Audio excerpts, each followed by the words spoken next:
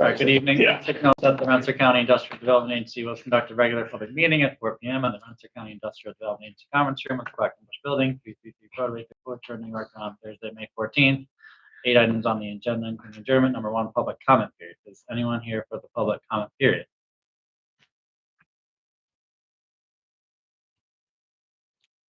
Hearing none, seeing none. Looking for a motion to close that public comment period. 1, Corey.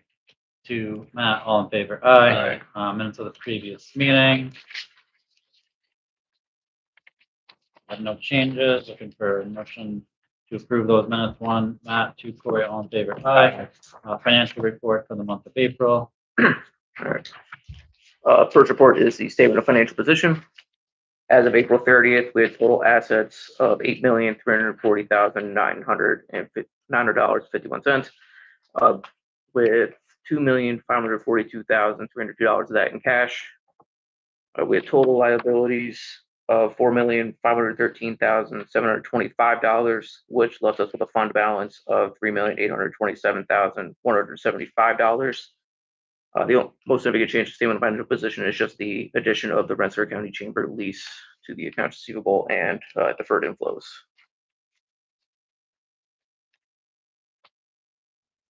Second report is the statement of activity. For the month of April, we ran a deficit of $90,085, with our most significant source of revenue being our rental income and our largest expenses being related to the Quackenbush building.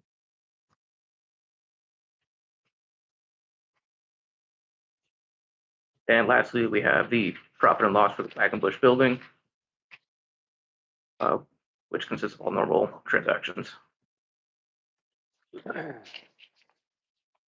Questions from board members? Looking for a motion to approve, accept the report.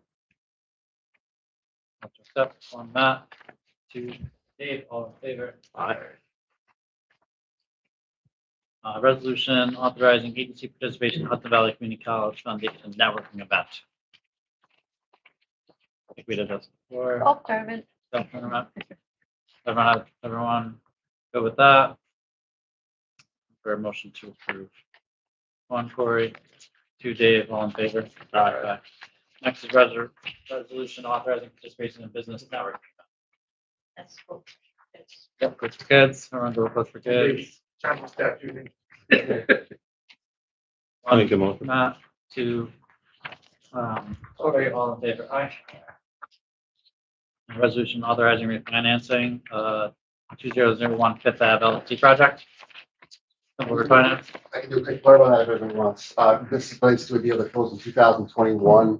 And in connection with that deal, there was an original loan with Pioneer Bank. The project applicant is just refinancing that loan in connection with the new loan on the sign a mortgage. The idea always is asked to sign mortgages by the lender because they're in the chain of title based on a legislation. Thank you. Motion approved. 1, Matt. 2, Dave. All in favor? Aye. Any other business? Yeah, this one might not take as quickly as the other one. I know last month we briefly touched on the asbestos issue upstairs. There's a lot of testing back and forth. Bid numbers came back. I did ask Matt for me to come here because Matt been dealing with that. Interesting issues with the way the asbestos structural part of the roofing terracotta versus and the numbers were a little off the board, but I'm going to turn it over to Matt and you can kind of give your little, Yeah, totally. this is where we are today and where we want to go. So I think I give you guys a brief history of how what the process has been to this point.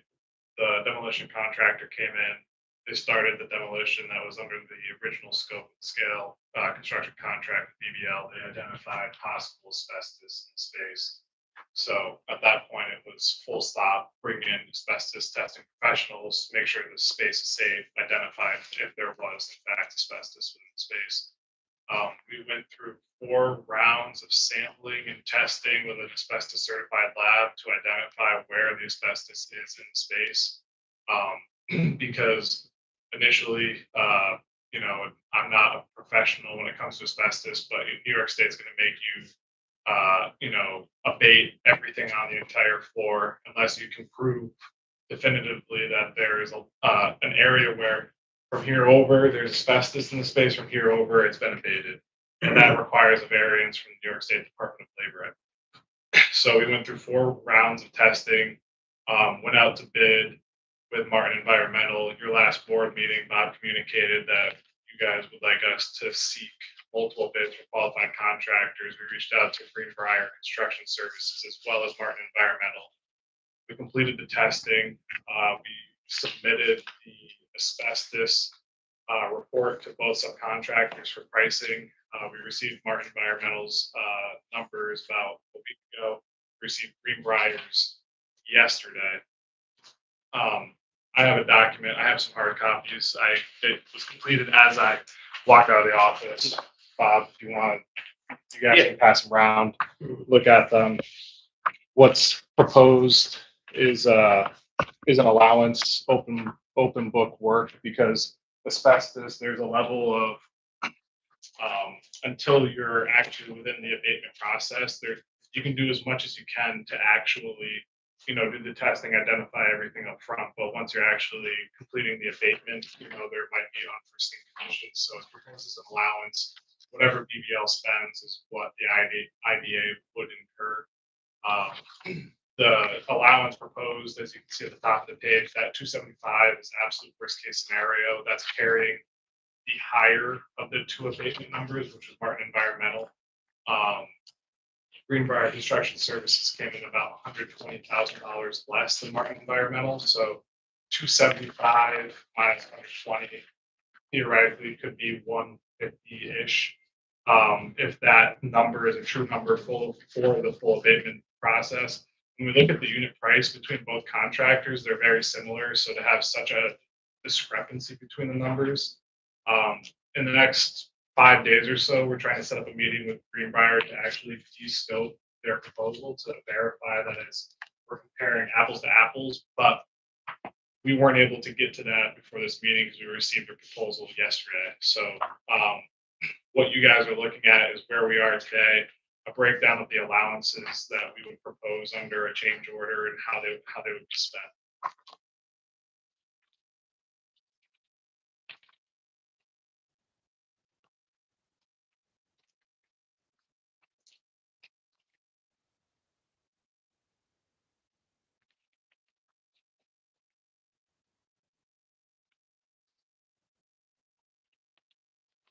Do both contractors visit the property?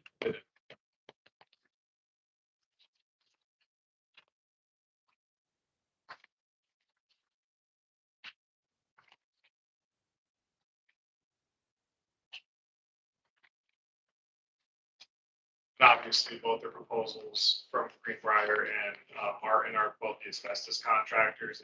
Apex would be the monitor, Test third-party monitor. air quality. Yeah, air quality. I mean, it's a super regulated process, as I'm sure you guys all know. So there's no real shortcuts here. You know what I mean? To have such a discrepancy in pricing is interesting. Obviously, if it's really $120,000 less, we don't want to spend $120,000.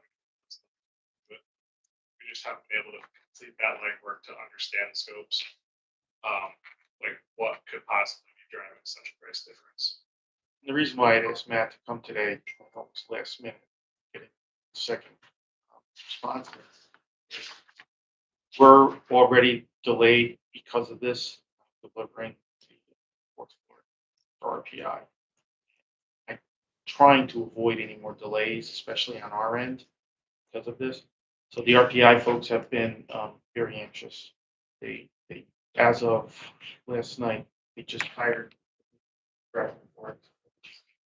venture guy down here for the first week of June. You just kind of get to know, see the area, get to know what's going on. Hoping to have this resolved so we can say we go forward with doing this, and this is kind of a, unless we wanted to wait another month, which I was trying to avoid. But we have a resolution tonight, saying this is what we're okay with an allowance will up to, but knowing that when we start, if this second proposal that came in is actually an apples to apples comparison, then we go with that number. And, you know, I'm not a BBL employee, but it definitely was expressed to me that if there's a level of comfort with this board, with Greenbrier Construction Services based off prior work product, that they would be willing to move forward with them, obviously, as a partner and that, so if it Go was with a the lower number. go with the lower number, establish an allowance, work with Greenbrier Construction Services to get the scopes to align. And, you know, just open book job, you know, we'll keep the IDA abreast of, you know, once we finalize pricing, everything, but, you know, be able to approve an allowance now so they can start the process with one of the contractors or subcontractors. That's a crazy difference. It's crazy, right? Like one's telling you 15 days, and another one's telling you 60 days of work, right? I And mean, you see, it's 3,000, it's essentially $3,000 Yeah. a day, guys. Which is why you want to make sure that we're on the same scope is page. right. Yeah. Right. And normally we wouldn't want to put pricing in front of you guys until we're 100% confident that the scopes are, but just because of the time sensitivity and your guys' meeting pattern on a monthly basis, we wanted to at least get you guys where we're at. You know, Has Greenbrier done some work here? We haven't, I know, you I've know, dealt with him. Matt's dealt with them. He's an RPI grad too. Yeah. Yeah. Yeah, I think so. Yeah.